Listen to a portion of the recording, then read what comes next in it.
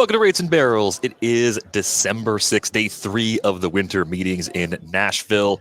And things are heating up. So we brought on Ken Rosenthal, senior baseball writer here at The Athletic. Ken, are we getting a Juan Soto deal done today?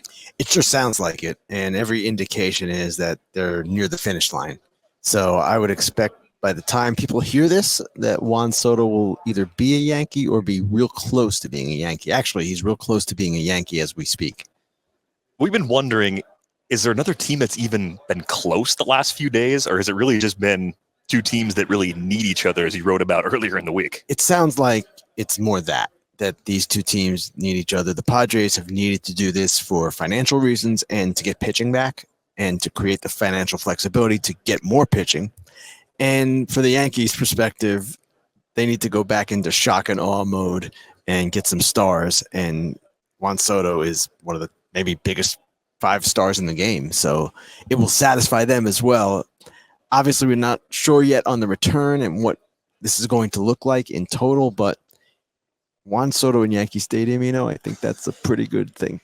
Yeah, I mean, he does go awful a lot, but when he pulls it, it's just going to go right out of that short porch. Plus that approach with Judge. Judge is always going to have people on. Soto's going to have people on. Those are the two like OBP monsters. It's going to be great for the rest of the lineup. I think it's just interesting if they are bidding against themselves. One thing that is really important in this game is pitching depth. And yet you're the Yankees. You need to go to shock and awe. You need to maybe get the Yamamoto or whatever. Get the big piece on top. You still need to get through the season. You need these Britos and you need these Vasquezes. And one if problem you give up they've too many had of them in one deal, that you might be bidding against yourself. That's right. Well, why it's taking a little bit of time. They were insisting that they were not going to do King and Thorpe in this deal. It looks like, as we speak here, they are doing King and Thorpe in this deal, as well as perhaps Vasquez and Brito. And that's where I might be trying to draw a line a little bit is we're giving you a major league piece and we're giving you one of our better pitching prospects. I don't know if we can also give you both of our number 5, 6 starters, So maybe they're trying to keep one of Brito and Vasquez, and that's the last little bit they're And again, we don't know exactly what is entailed here. And if there are any hitting prospects in it. Right. And what they're getting back. We don't know. It might be more than Soto and perhaps Trent Grisham, who could still be part of this. Maybe they get a young player or two back. Who knows how big this thing might be. They've also been rumored to try and be shopping Cronenworth to save that money. That's right. And Higashioka has been reported to be going back to the Padres. So we're throwing out a lot of names here. We're not giving you a lot of definition. But it's going to be really interesting to see the final version because, as Eno says, pitching depth is number 1 right now. It's the thing you need most just to get through. And the Yankees in this deal are certainly going to give up some of that. Yeah, and late career veterans are going 12, 13 million for even 1-year deals right now. So it's expensive to backfill those spots if you don't have organizational guys filling the back end rotation depth spots. Alex Verdugo, is he staying with the Yankees or is he possibly part of a deal like this? Because usually a lefty in Yankee Stadium, we're excited. Verdugo's approach is not as pull happy as most lefties and doesn't seem like he will necessarily take advantage of that ballpark the way a typical lefty would. Does sound like he's staying. And the idea is going to be, from everything we're hearing, Soto, Judge, Verdugo, which is an interesting group. Not obviously the best defensive. Not the best defensively. Verdugo's good defensively. Maybe one of the worst outfielders. Well, Judge in center is a question in its own. But Soto's been a bit of a problem terrible. Yes. Yeah, okay, you said it. He has been. He's gone down. He's declined in that area. Yeah. So Verdugo's an interesting guy because he's never hit more than 13 home runs in a season, and yet he's a corner outfielder. Corner outfielders generally hit a lot of home runs. He's a spray hitter, gets on base, puts the ball in play. Which they need. Yeah, they can't all be sluggers and strike out. Yeah, it's a little bit more like a DJ LeMahieu offensive profile from the left side. That's what it looks like to me when I look at it. That's a good call. Yoshinobu Yamamoto. We've seen 10 years, $300 million thrown out there as a possibility. What do you think about that as a guy who hasn't thrown a pitch in Major League Baseball yet? Well, Jackson Chourio just got $82 million. He hasn't played a single game in Major League Baseball. And Yamamoto is a 3-time Japanese version of the Cy Young winner, 3-time MVP. He is the most dominant pitcher in Japan right now. obviously that is a huge number. And it's funny to me that initially we were talking about 200 million as the floor, and that has gone up. Now, I don't know if he gets 300, but because he is 25, that's the key driver here. 10 years, $30 million AAV, that's 300. It's not that crazy. And there are so many teams that want him. It seems like he is going to get that. Will Salmon of our staff today reported that Steve Cohen, the Mets owner, was in Japan last week to meet with Yamamoto. When the Yankees read that, they're probably going to freak out. The Dodgers, the Giants. I mean, it seemingly every big market team wants in, and for obvious reasons. You know, Jason Stark had a great piece about, you know, people being nervous. Ben Charrington was quoted in that being like, well, we have pitch grades now. We have biomechanical analysis we can do even off of video. Like we are able to know a lot more about the underlying processes. You know, I've got a number Stuff Plus, and Yamamoto's splitter would be by Stuff Plus would be the best among starters in baseball. His fastball would be in the top 10, among the top 10, and his curveball would be among the top 10. So that's three pitches that are really outstanding. But have you, you know, and yet in Jason's excellent piece, there's some nervousness maybe about like 10 years for a pitcher, maybe a smaller pitcher. Have you heard any nervousness too? I've heard some nervousness, and perhaps from rival agents who have their own pitching clients to push. He is smaller, and there is historic scouting bias against small right-handers. That's Even right. though this game has produced Tim Hudson and Pedro Martinez and a host of others. Spencer Strider is a Marcus pretty good Stroman. small right-hander. Marcus Stroman, Sonny Gray. I can go on and on. Yeah. But that bias, that concern does exist, and I guess Yamamoto is fairly slight as well. Mm-hmm. So coming into this game in the major leagues, sure, there are adjustments to be made. There are differences, but you know, the teams are so smart. You know this. They wouldn't be so feverish about him if they didn't think he was the real thing. How much do you attribute the quiet nature of this meetings to Ohtani? Is it somewhat Ohtani, mostly Ohtani, entirely Ohtani? Because I can understand how some of the top end free agents would be fallback options for the teams that miss out. But a lot of mid-tier guys could go somewhere, and it doesn't really matter what happens with Ohtani in those cases. It's not entirely Ohtani. And it's funny, I was just talking with the GM this morning, and he said to me, it's not all Ohtani because it's not a great free agent class. And you have a number of players from Asia being posted at different times. So there are all these different things taking place. And as the example he used for it not being a free agent class, he said the second best hitter was a guy who was one of the worst players in baseball a couple of years ago, Cody. Yeah. The third best hitter is Matt Chapman, who was really only a good hitter in April last year. This is after Ohtani. So Ohtani, Bellinger, Chapman. And the best hitter just had basically elbow surgery. Right. So it all kind of fits, but at the same time, Ohtani does affect a lot more than we would think. And when you said, sure, he affects the top guys, but what about the middle tier guys? I'm even hearing from the agents of certain relievers that because their teams are waiting to see what happens here, they're not sure what they're going to have to spend for that, a second tier third baseman. It's the same kind of thing. It's just a trickle down effect. So a lot of it is that. And at the same time, Ohtani is under no obligation to sign here. Mm-hmm. He's under no obligation to sign by December 31st, January 31st. He can sign whenever he wants. The reality of the market is, though, that once he goes, things will start to happen. What about the TV situation? I know that's got to be a damper on this too. And I've been trying to talk to some executives about, you know, first of all, no executive likes uncertainty. And the TV situation is an uncertain situation for 10, 11 teams out there. So I think that's got to be a damper on, like, what we're seeing out of Seattle has to be related to that. I mean, they basically paid a young player to get money off of their roster. And so I think that's got to be part of it. But I'm also asking them, well, how much do you think you'll lose? Because it's not like they'll go from, you know, a $100 million contract or $60 million contract to zero. Because baseball has said, we will step in, we like they've already done this for the Diamondbacks, produce and sell. So I've been trying to get a sense of what that will bring in. And I'm hearing 60, 80% they think.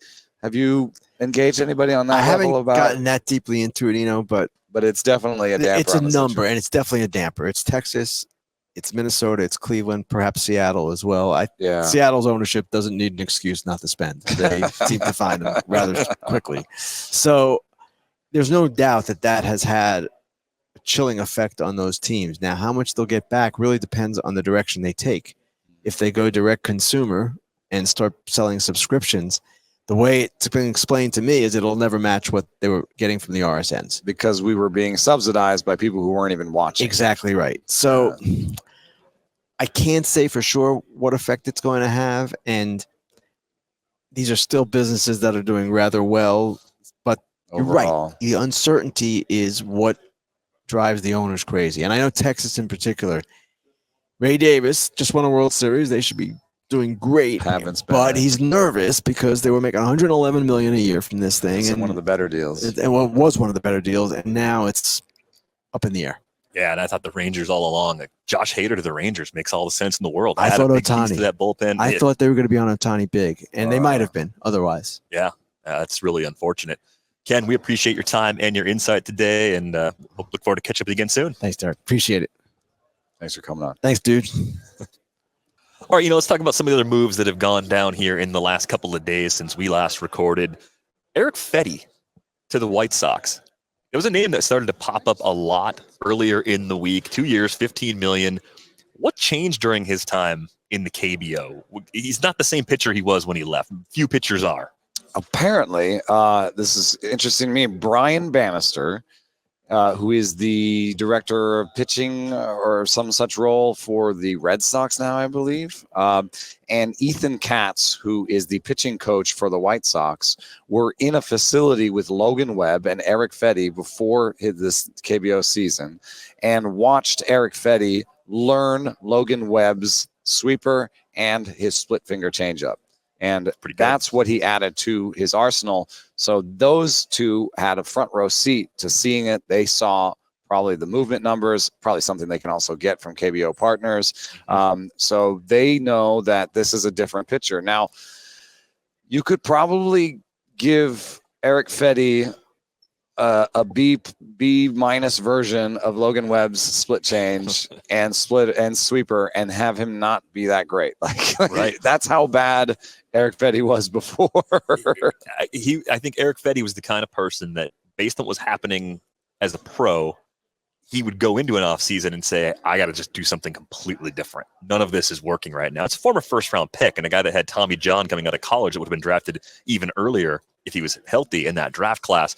We also know Washington isn't necessarily the best place for a pitcher to grow. So I think as far as opportunities go, this is a guy that had a 2 ERA, a .95 whip, 209 strikeouts, and 180 in a third innings in the KBO. Projections coming back in are still lukewarm because everything we've baked in from the big leagues was so bad. But we've seen Merrill Kelly come back and have a lot of success. We've seen even someone like a Colin Ray, different guys that come in and they're good innings eaters. At the very least, I think he could be a back end starter. But this is a smart flyer for the White Sox, and they were far from the only team interested. Yeah, I mean, I just checked his stuff plus on his four-seam fastball is a 52. How is that possible? So still a bad fastball, but maybe with a bunch of other pitches. I think it makes sense for the White Sox to do this. You get like a fourth or fifth starter that's fourth or fifth starter money. And then there's a little bit of upside. Maybe he did shape his fastballs a little bit too, or maybe he got a little velo bump, or, maybe he's just going to be a credible dude. For 2 and 15, that's worth it for them.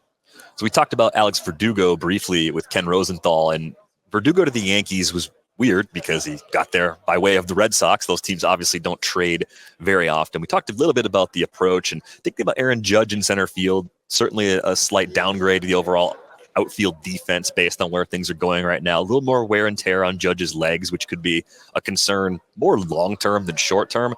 I actually think one of the more interesting parts of the Verdugo trade is the opportunity it opens up playing time-wise for players still in Boston. Ceddanne Rafaela and Wilyer Abreu could actually coexist more easily in an outfield in Boston, where Alex Verdugo is no longer part of the equation, in part because the three players that came back in this trade, Richard Fitz, Greg Weissert, and Nicholas Judas, they're all pitchers. So they didn't bring anybody back to really clutter up that playing time situation.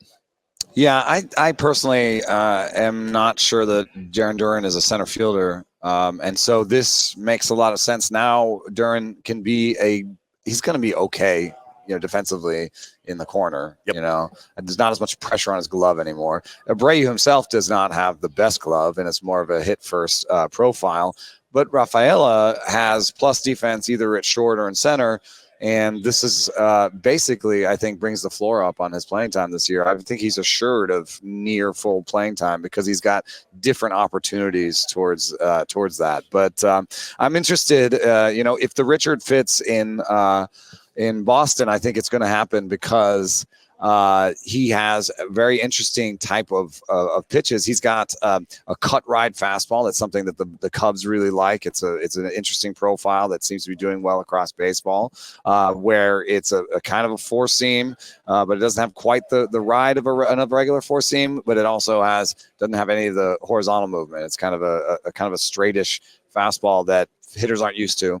He also has a slider that has lift. It doesn't drop. So this is like kind of a true sweeper where this is a horizontal, pitch that does not drop.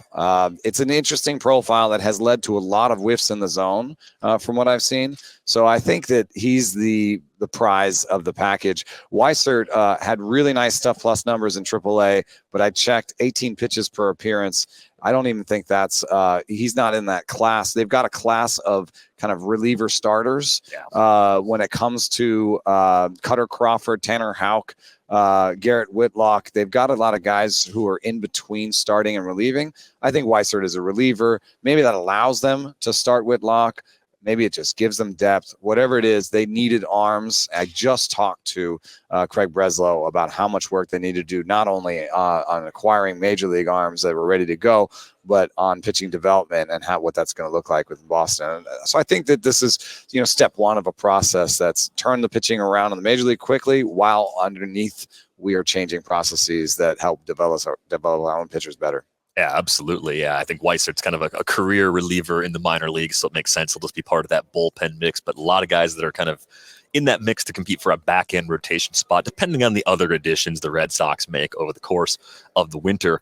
Staying in the AL East, Craig Kimbrel nearing a deal with the Orioles. At last glance, it wasn't official yet. It makes a lot of sense when you consider that Felix Bautista is recovering from Tommy John surgery. He's out for 2024. Orioles, of course, had a ton of success in 2023, spending a little more than usual. Kimbrel, I feel like Kimbrel gets a little bit of a bad rap, in part because he's had some blowups on big stages in the postseason in recent years, but he's still a good reliever. He's not the elite reliever that was on more of a clear Hall of Fame trajectory at the beginning of his career, but he's still probably a top 25, top 30 reliever in the game at this stage of his career. I hate to, bring out the stuff plus numbers again, but for relievers, they're very powerful because you're tied to your stuff as a reliever. I mean, that's all you've got. You've got your stuff. He was still top 20. And I think that one of the flaws, one of the reasons we've seen the blowups, they've been homers. Yep. And he's going to go from a park that was, seventh friendliest for homers to a park that's, since they've put up Mount Baltimore, has been more of a 25th best place to hit homers. So I think that'll be a good mix with his flaws. And also, it's probably going to be a short-term deal. That's where he is in his career right now, is taking 1 and 2 year deals to keep the average annual value high. And that just fits what the Orioles need because, Felix is going to be back.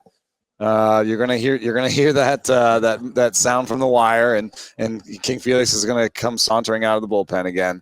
And they've got some other pieces in Cano, but they needed another end piece, and I think this is a good idea. Yeah, it was something that we thought they were going to do even more aggressively at the trade deadline this year, and not surprised to see them spending a bit on relief help this winter. Other relievers on the move, we got Kirby Yates to the Rangers, Luis Garcia to the Angels. Probably not a lot of fantasy-related implications with those, because those are more like holds leagues sorts of players. Yates in particular with the Rangers being on a good team, that's another good landing spot for him. There's some question about who the closer is in Texas. I don't know that I'd put Yates as the primary candidate for that, but he might, in deeper leagues, he might be kind of the guy who gets some saves anyway. I think I'd still, of their current options, prefer Leclerc to Yates, but I think there are some intriguing names out there that could end up being And big you've seen upgrades. Leclerc go up and down over his career, too. Yeah, So. he's got a little bit of that, too. There were some wobbly outings in the playoffs that made me wonder if he's really their guy. I mean, you heard it when we were talking with Ken. I think that, in another year in a different TV situation, they would have gone and shopped at the top end of the market in Texas. Yeah, and Josh Hader's still available, but it just seems less likely that the Rangers are going to pursue him than we might have thought even a month or so ago. We do know where Marco Gonzalez is probably pitching in 2024. It was made very clear after his involvement in the trade between the Mariners and Braves that he was not going to stay in Atlanta. He is now in Pittsburgh, a player to be named later going to Atlanta. Cash going with Marco Gonzalez to the Pirates. I imagine, health permitting, Marco Gonzalez is just a good back-end starter for them, and he lands in a decent park, so that's at least a solid landing spot for him to chew up some innings. Wow, on the depth chart on Fangraphs right now, Marco Gonzalez is second in the rotation. Ooh. That's not necessarily about when you've got Luis Ortiz, who needs to figure some stuff out. Quinn Priester needs to figure some stuff out. Jared Jones is in the process of figuring out the ABS system. Is from what I've heard, it's excellent stuff. It's the command numbers that you're seeing with Jones are related to dealing with the computer strike zone. They've got Bailey Falter. Skeens is probably on the way. If Ronzi Contreras can find his fastball, he could rediscover some of that upside. And then they've got Jackson Wolf, the 88-mile-an-hour wonder that they picked up from San Diego in the Rich Hill trade. I mean, Skeens is one thing. I mean, that's obviously a top-end talent. I'm pretty excited about Jared Jones. They need Marco Gonzalez because the rest of those guys are big question marks, I think. Yeah, and I wonder if they can find their way into a middle-tier addition to that rotation. One more free agent splash. I know it hasn't been their organizational approach, but I think it would actually give them a chance to, be at least a 500 sort of team in the NL Central. I like what they're doing in Pittsburgh, slowly coming together, but I think they are at least one quality starting pitcher away, given the young uncertainty. Why not take a chance on Seth Lugo and maybe put $1 million more on that deal than somebody else, and get a guy for 3 years. It's Pittsburgh that you're building towards something, that you're trying to, your young players are coming up. You're putting together a team that should win sometime in the next 3 to 5 years. Why not sign a 3-year deal with Seth Lugo? Or if the market on Eduardo Rodriguez is too soft because the Mets are out and nobody likes his stuff plus, and Eduardo Rodriguez in Pittsburgh, that seems like that would be a recipe, just right, Detroit, a nice park for him. He's gonna overperform his velocity and his stuff, and so I think that would make a lot of sense for them, is to go get one of those guys. Honestly, that's kind of the top of the market these days. Yeah. It's not the very top, but it's right underneath that. Maybe you can go get one of those guys while the big teams are napping, while they're trying to get Ohtani and they're worried about trading for Soto and they're doing all these top line things. Maybe go and snag Seth Lugo when nobody's looking. I feel like someone like Seth Lugo, if there was as much interest as there was reported to be in Erick Fedde, that Seth Lugo has even twice as many teams interested, 8, 10, 12 teams pursuing him. Right? I mean, and then that's probably a 3-year deal. It's his best chance to get that. Plus, it's probably 12 to 15 million in AAV as more and more teams get in on the bidding. But I want Seth Lugo for 3 and 35, 3 and 45. I would do that. I mean, I think that would be a great way to shore up the middle of a rotation. And that you've got this sort of high floor in that, if it doesn't work out in the rotation for whatever reason, he's proven that he can be a 7th, 8th inning guy. So it's not like you're going to go from 15 to 0 in terms of value getting back. That's true. That's definitely true. I think we should talk about this small move that ordinarily wouldn't make any ripples at the winter meetings, Victor Caratini to Houston, because it's good news for a hitter we like. Yainer Diaz, who should have played more for the Astros in 2023, increasingly looks like the number one catcher. And Caratini is a good enough backup to play a third of the time. So maybe you're still talking about a catcher in Diaz as he continues to improve the defensive facets of his game. Maybe he's looking to start 100 games behind the plate and maybe a dozen or so as the DH, and Caratini plays the rest. But that they didn't bring back Martin Maldonado, I think is really good news for the playing time outlook for Diaz in 2024. Diaz is really exciting. I mean, the one thing he doesn't really show is patience at the plate or a sense of the strike zone, but he's got, I would say a decent hit tool for the amount of power he's got. So you're talking about a guy who might strike out 20 to 22% of the time. I'm going to take the over on the projected strikeout rate, just given that he swings at half the pitches he sees outside the zone. I think that I'm not sure he's going to retain a sort of 16 to 18% strikeout rate, but especially also his whiff rates. Last year, he had a 15% whiff rate. That suggests to me that I think the strikeout rate is going to be a little higher than the projections think they are. But still, with that kind of power and that's actually average contact now. I'm going to take like a 260 average and 25 homers, and that makes him one of the top 5, offensive catchers in the league. Yeah, I think the only thing that holds him back is a smaller share of playing time than some of the guys that will be ranked ahead of him. There are some questions about his defense. I've heard varying reports from people. I've talked to people about this inside the game, and some feel like there's actually a bit of a language barrier. That he's, you're talking about a catcher who doesn't really speak English, and you've got to, figure out ways that you can get past that. I wonder if that's something that technology can help with. PitchCom. I mean, I know there's more to communicating as a catcher than calling the game. Yeah, it comes out in Spanish in one com and in English in the other. Yeah, I mean, you're just entering on the keypad, so it's. But there's the whole sort of prep work that comes to before the game when it comes to like just knowing everything about your pitchers, even sometimes connecting with the pitchers. You kind of want your catcher and your pitchers to form bonds, as humans, so that they kind of understand each other's tendencies and can make good calls for each other. Also helps, though, Framber Valdez, Christian Javier. There are members of that rotation who speak Spanish too, so like that softens the blow. If you had 5 guys in the rotation who spoke no Spanish, it'd be a tougher fit for someone like Diaz. He's trying to make those kinds of adjustments. I had this segment idea for our show on Tuesday. Is this news? And they're so desperate for news here that the Rule 5, I think this is the most well-attended Rule 5 I've ever seen. I think 30,000 people were in attendance for the Rule 5 draft this year because it's just like, well, we're here, so we might as well attend. I think this counts as news. Perry Manassian saying that Mike Trout will not be traded this offseason.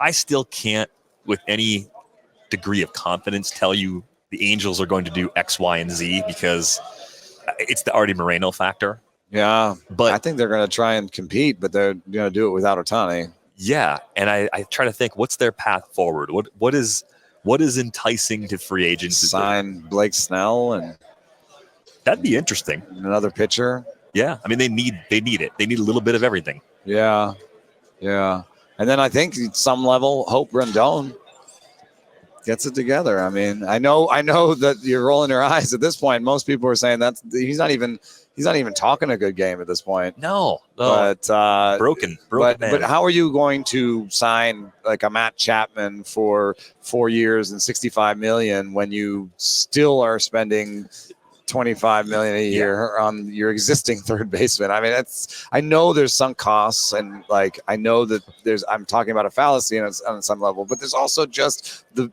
realities of a budget. It's like if I have 25 there, like, it's hard to put a 15 on top of it. I look at their core, like, okay, we're not trading Trout. Fine. So you got Trout and you have Neto and you have Logan O'Hoppe. And before the shoulder injury, Logan O'Hoppe looked like a great pickup from the 2022 trade deadline. Didn't he show some power when he got back too? Yeah. He seemed to recover from that surgery very well. Yeah. So I think that's really encouraging. I think that set him up for a pretty normal progression through the offseason. We've talked about how we think Zach Neto is pretty good.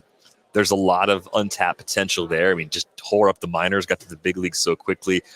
I'm not the kind of person that would want Nolan Shanuel's skill set at first base. That doesn't work for me. No, but that's picking nits. Brandon Drury is still. But if he's like one of the worst players on the team, or he's like a 6 hitter for you and he's cheap, then it's maybe not a problem. Yeah, so I just look at the roster and think, okay, where are they going to upgrade? Taylor Ward should be healthy if the scary hit by a pitch in the face in Toronto. Mickey Moniak and Joe Adele at the top of right field seems like a place where you could maybe invest some money. You got to fix that. Yeah. The corner outfield situation in free agency is not amazing either. I mean, if you're talking about Lourdes Gurriel and if it's not Bellinger, right? And I'm assuming maybe that money would get tight, with Bellinger, but maybe they just go big and they're like, well, we're not going to spend the $400 million, but we did spend like $35 million on Ohtani last year, so let's spend that $35 million that we spent on Ohtani on Cody Bellinger and Blake Snell next year. Yeah, I mean, I'd like that, and I think the one thing about Ohtani's departure or likely departure, it's not a certainty, is that now you can DH Mike Trout. Some days you can take a little wear and tear off his legs and off his back, and I think then that's Cody makes nice. sense because Mike Trout's defense in center is, I mean, you leave him there because Mike Trout wants to be there, but it's, I mean, I wouldn't describe it as top of the league. I think you're at the point though where if you bring in someone like Bellinger, you'd say, I get it. I'll move to right field. It's fine. I'll be in the corner. We have an upgrade there now. The other notable tidbit that stood out to me, and this makes sense. We talked about Jackson Chourio. Is this news? There's our jingle. Right there. Jackson Holliday will have every opportunity to make the opening day roster for the Orioles, which is something that I think we would have assumed anyway, just based on what he did in the minors last year. It was Brandon Hyde speaking to some reporters who put that out there.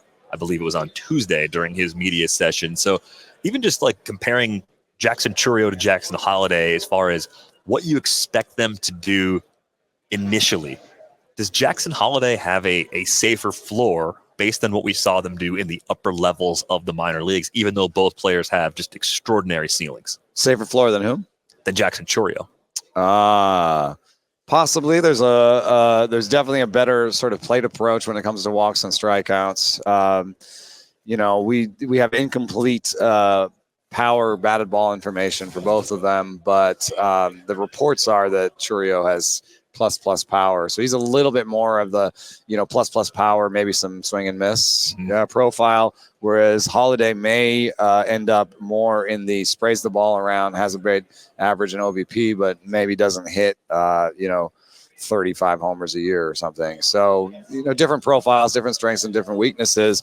But, from all accounts, Holliday is a very polished hitter that should hit the ground running. And Jorge Mateo is a good player, but I think he's best cast as a utility player. I mean, he would be one of the best utility players in the league, I think, in terms of ability to play short, ability to run, and change the game on the base pass. I mean, he's played center in this pass. Like he can play all over. That's what I would cast him as, and that would leave me holding Joey Ortiz, Ramon Urias, Connor Norby,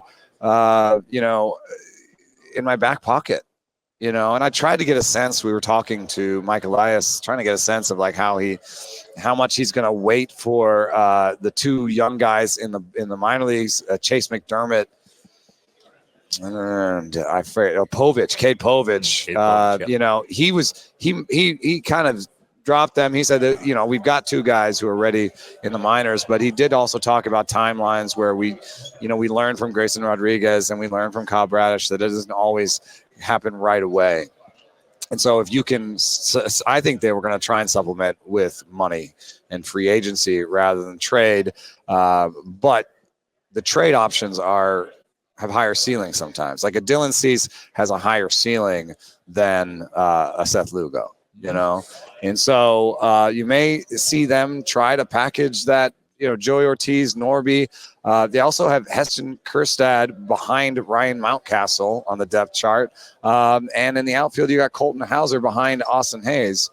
I mean, if you're lucky, you can trade like an Austin Hayes or an Anthony Santander. Yeah, you could trade. I mean, I would love to do that and keep the younger players, But it may take one of the names I've said between Kjerstad, Kauser, Norby, and Ortiz to pry away a Dylan Cease if that's the way they go. I think, we've talked about this a lot, but, there's always Florida, there's always Miami, looking for bats and offering arms. So, I mean, how great would it be if they put Yuri Perez on it? I mean, that's too much. But what if they thought that they had a way to figure out Edwin Cabrera's command? Right. And they traded for Cabrera and put him in that rotation, gave him the Tyler Glasnow treatment with a single target, or figured something out into his pitch mix. That would be pretty exciting, is to throw a 98-mile-an-hour arm there next to Grayson Rodriguez.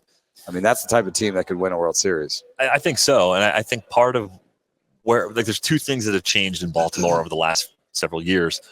The front office and their ability to identify pitchers that can be fixed. I think they have that. It's part of the DNA of the Astros, and that's, of course, where Mike Elias and Sig and a lot of the people in that front office Some proof in the pudding with Bradish and Rodriguez, like figuring that out. The recent successes there. Bradish is a great success story. John Means, to an extent, kind of part of that too. And then you say, well, the ballpark also helps. In addition to the adjustments we can make, the ballpark can fix the flaw. It's such a mental recalibration we've had to make over the course of the last 2-3 years. Yeah. I mean, Baltimore used to be a place that you streamed hitters. Yeah, you streamed hitters. You had no interest if a player got traded there or signed there. It was always a negative for their outlook for the upcoming season, big downgrade fantasy-wise. And now it's a place you're seeking out pitching. It's a place where I see a lot of value, because I feel like outside of Grayson Rodriguez especially, the market hasn't fully caught up to it yet. Even though people know about it, it's still, there's skepticism about Bradish, because it's only been one season plus a late run in 2022. Rodriguez is always going to be way too expensive, relatively speaking. And I know the adjustments after his demotion are a big step in the right direction. But this is just one of those teams that has to do something. You did so well, and you've got so much position player talent still stockpiled. You can't play everybody. So I think as we do get to that next wave of moves post Ohtani, the Orioles will finally trade some of that surplus. It seems inevitable. And you also have to kind of sometimes look past what people say about their own prospects. Yeah. Everybody loves their own prospects. I mean, I'm looking at Cade Povich and Chase McDermott's minor league stuff plus. And again, it's not everything. I know these are starting pitchers. They have results. But, Povich's results are not even that good. He's got a 100.5, so basically a league average stuff plus down in the minors in AAA. And McDermott has a 101. So neither of them is blowing the doors off the hinges when it comes to stuff.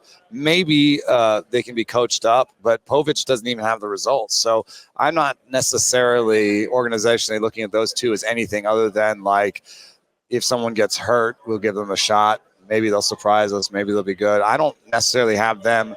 Like we just talked about Jared Jones. I would be more excited about Jared Jones than I would be about either of those two prospects, if I was playing fantasy or if I was, their teams. Yeah, I agree with you. Jared Jones is really interesting. I think he's a great deep sleeper here for 2024. Two more items in the Is This news bucket before we sign off, unless a trade happens in the next 3 minutes or so. AJ Puck stretching out as a rotation candidate this spring. I'm just surprised by that, because I thought it worked really well for him in relief. I just thought that was going to be his long-term home.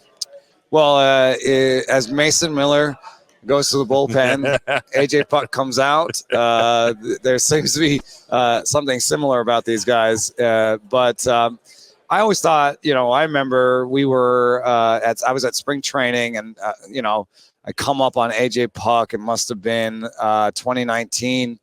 And I thought, it's like a Randy Johnson, you know what I mean? This guy's throwing 98 with the hair, everything, and a little bit of a demeanor. And I was like, this is interesting. And he's had the strikeout rates all the way along the way. And the velo has been pretty good. But 11 innings in 2019, 13 innings in 2021. Am I missing minor leagues here?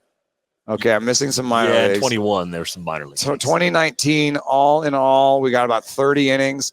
2021, we got about 60 innings. 2022, 66. Last year, 58. I don't know, man. I think at some point you show how many innings you have capable in your arm, and it seems to me he's around 60. I'm surprised that the home run rate jumped as much as it did. Being in Miami, park that does a pretty good job suppressing power. I think that could just be a small sample thing. In 56 innings, you give up 1 or 2 through too many homers, and it just looks terrible. Yeah, 7 and 66 in a third during that final season in Oakland, though, too. So it's not as bad as it was in 2023. I think a step back in that direction would be nice for him. 15 saves last year, though, too. 78 Ks against 13 walks. That's a really good reliever. Don't mess with that. Don't break him just to try and squeeze more innings out of him, because it's been tried enough times. Like, we can. And Tanner Scott, Tanner Scott has real command issues. It'd be better to have a righty-lefty command. They both have command issues. So, you never know in a given season. Maybe they just can't find it. You'd rather have a backup plan. Like, I'm not, putting Tanner Scott in my bullpen and just being like, job's done, So, it's not nearly enough. Take Puck out of that bullpen, you're like, okay, so what else you got going, So I think they'll end up coming to their senses. So here's the wildest one for the rundown for a long time. Dylan Coleman traded to the Astros. I'm kind of excited because I thought a couple of years ago that Dylan Coleman was going to quietly become a closer in Kansas City, and now he goes to an organization that has done a lot of great work with pitchers over the past decade now. We're talking about a guy that had an 8.84 ERA and a 21-19 strikeout to walk in 18 of the third innings last year. So I'm scraping the bottom of the barrel here, but am I just deferring to the Astros here, or is there actually some stuff to like with Dylan Coleman that can be reasonably fixed? I've got a little story here. I guess it's somewhere between gossip and, I don't have this verified by multiple sources, not something I could necessarily put in a piece, but I had heard that at one point Dylan Coleman on the Royals was throwing a sweeper, and that his pitching coach told him to stop throwing the sweeper, which he did for a while, and it didn't go well. So he just started throwing it again, and nobody said anything. So just a little window into what's happening in Kansas City. And I think this actually just goes back really quickly to trading with the Yankees when it comes to prospects, trading with the Rays and the Dodgers when it comes to arm prospects. I had a conversation at 2 a.m. over many beers last night in the bar about how do you leverage that? Would you rather get an arm from the Royals than from the Dodgers because you feel like that arm is coming to you maxed out? So Greg Weissert is already throwing his slider as much as he's going to throw. You can't tell Greg Weissert to throw his slider more. He's throwing it a ton. You know what I mean? And if you've got Fitz, there's not much you're going to tell Fitz to do. He's done the things that the good organizations tell their pitchers to do. In the case of Dylan Coleman, I think even the Stuff Plus numbers might be lying because he might not be throwing that sweeper. Maybe he's throwing 2 sliders, and they're going to tell him, stop throwing that 1 slider, throw that sweeper. We know the sweeper is good. Please throw the sweeper. So, you've got decent velo. You've got at least a history in his past of being able to shape spin, and that's what they're getting. They're just like, they like velo, they like spin.